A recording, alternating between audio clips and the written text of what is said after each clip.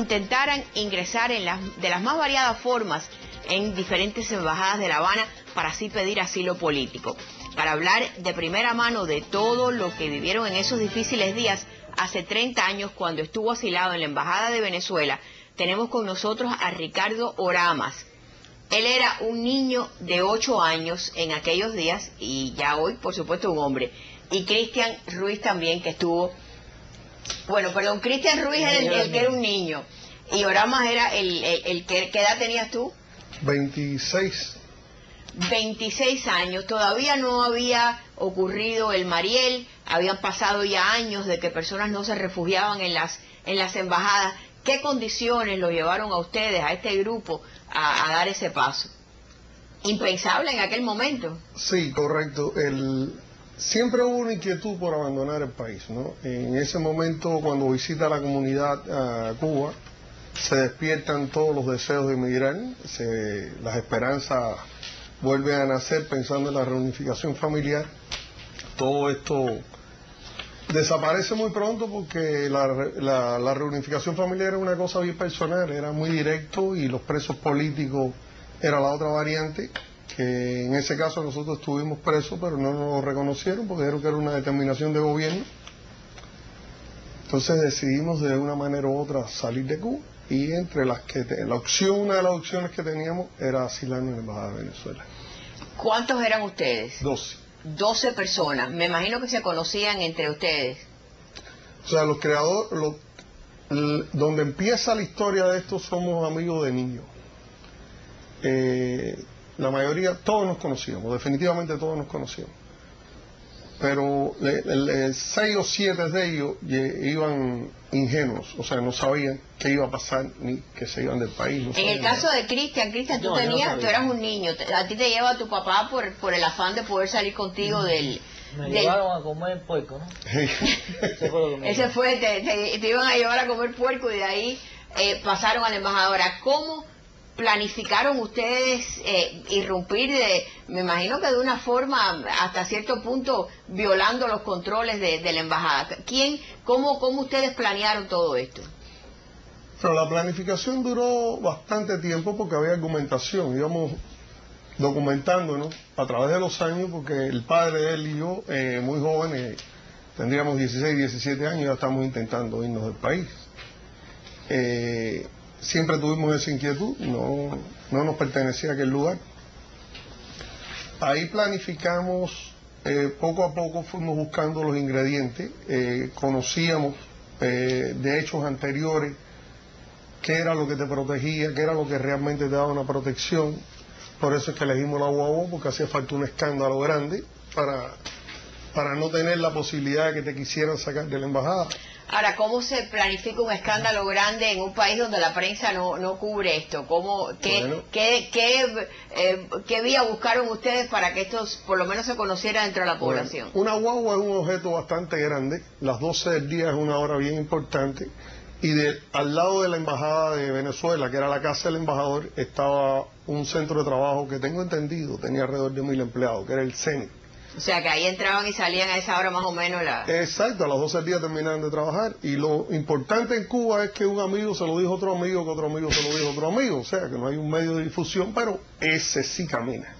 Y creó su efecto porque después de nosotros, entre los 109 días que estuvimos en la embajada, 54 personas intentaron entrar en la embajada. ¿Y cuántas personas, cómo ustedes conocían al chofer de la guagua, o ustedes llegaron y secuestraron la guagua? No, el chofer de la guagua es el abuelo de él.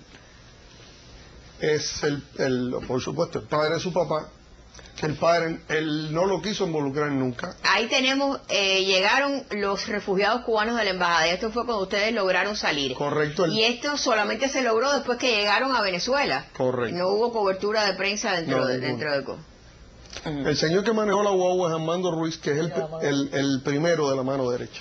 Que ese es tu abuelo. Y ya difunto, ya en paz descanse. Bueno, lograron todos entrar dentro de la embajada. ¿Qué sucedió en aquel momento? ¿Qué pensaste tú con 8 años cuando viste que de pronto la guagua entraba la guagua se metió entre dos pambas, fue un corte hacia la derecha, 90 grados, queda mitad de la guagua afuera y mitad adentro. Yo siendo un niño soy el que primero me levanto y salgo para afuera, inocentemente. Y en eso mi papá se percató que yo no estaba y sale. Me mete para dentro de la guagua y ahí estaban los guardias, salgan, que esto, que lo otro. Y le dijo que no, y que no fueran a tirar más. Habían tirado inicialmente, cuando choca la guagua, y que no vaya a tirar más, que había mujeres y niños dentro de la guagua. ¿Cuántas mujeres había? Eran dos. ¿Tu mamá estaba? No. Entonces, ¿qué pasó a partir de ese momento? Bueno, fue la carrera hacia la casa, ¿no? Hacia la protección sólida. Era algo interesante, que cuando uno entraba a la embajada era como si te estuvieran esperando. Te decían, bienvenido a territorio venezolano. Emilio, fue que nos recibieron. No, el segundo secretario de la embajada. No me acuerdo. No, pero el que abrió la puerta no fue Emilio. Emilio fue el que lo abrió, correcto. Que era el cocinero. ¿Y quién era Emilio, el cocinero?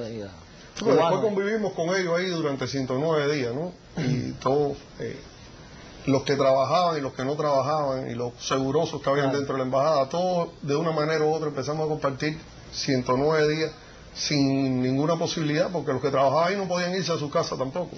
Cuando ustedes hacen esto, todavía no se conocían intentos de ese, como ese. Ciertamente, los casos que habían de referencia eran casos al principio de la revolución, donde muchos cubanos, algunos pasaron hasta 2 y 3 años en embajada y lograron salir. Correcto. Posteriormente cambió la situación, que hubo muertos en la embajada de Ecuador, en la embajada del Vaticano. ¿Cuándo es que muere la niña en este incidente? La niña muere como 2 semanas, 12 días exactos. 12 días exactos de nosotros haber entrado en la embajada. Entra un camión SIL, donde hay dos, en la foto que mostraron aparecen 2 de los muchachos que hirieron en ese intento. El camión entra por los jardines de la embajada de Irak, llega hasta Venezuela, pero se queda una puerta sobre la cerca que da a Irak y otra a Venezuela. Me lo cuentas cuando regresemos, porque estas son cosas que no se conocen. Una niña de 7 años que la mataron como pasó en la Embajada del Vaticano y como pasó en la Embajada de Ecuador. Pero vamos a hacer una breve pausa y cuando regresemos continuaremos con Ricardo Oramas y Cristian Ruiz y sus vivencias dentro de la Embajada venezolana, prácticamente el preludio de lo que fue la Embajada del Perú y posteriormente el Mariel. Más adelante, la seguridad en los Estados Unidos fue el principal tema del discurso del presidente Barack Obama hoy. Y por supuesto, también tenemos el contrapunteo del ex vicepresidente Dick Cheney con el mandatario sobre el tema de la seguridad nacional. No se muevan, que ya regresamos.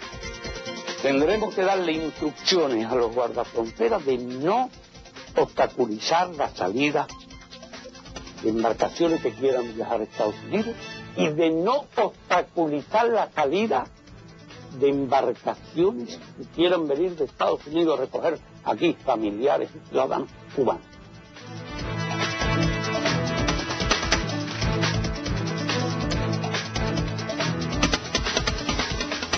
Gracias por continuar con nosotros aquí en Última Palabra. Estamos hablando con un testigo excepcional de aquellos días olvidados en la Embajada de Venezuela en La Habana, hace ya 30 años, y poco se conoce de este caso. Se conocieron casos después de la Embajada del Perú, como la Embajada del Vaticano, cuando 3 personas fueron fusiladas por el hecho de haber entrado. Después está también el caso de la muerte de un menor de edad, Owen Delgado Temprana, en la Embajada del Ecuador. Casos realmente espeluznantes que no se conocen en otros países. Sin embargo, en Cuba se supone que los cubanos tengamos que aceptar esto. Ustedes llegaron, pudieron entrar, los diplomáticos dentro de la embajada los recibieron bien. Sí, correcto, nos recibieron bien. El embajador, tengo entendido que era Ramón Delgado cuando aquello. Correcto. ¿Y qué les dijo? Bueno, en un principio quisieron devolvernos a nuestras casas hasta que se negociara la cosa que nadie aceptó. Entonces, cuando ya el embajador vio que había una definición a quedarnos, bajó un poco la guardia, pero él no fue una persona muy grata con nosotros. Él tenía sus tendencias izquierdistas. Creo que hubiera sido más feliz estando ahora con el personal que está dirigiendo Venezuela que en aquella época. Y nos humilló bastante, ¿Qué tipo de humillaciones? Por ejemplo, existe lo que se llama el derecho de asilo, que para eso están las embajadas. Sin embargo, en Cuba eso es inexistente. ¿Qué tipo de humillaciones les hacía? Bueno, él creaba una tensión que nosotros estábamos de guardia a las 24 horas, por una razón u otra, por tener alguna seguridad entre nosotros mismos. Y cuando yo casi siempre me quedaba en la noche. Cuando se despertaban, lo primero que preguntaba a todo el mundo, ¿viste al embajador? Porque había que esperar cómo amanecía el embajador.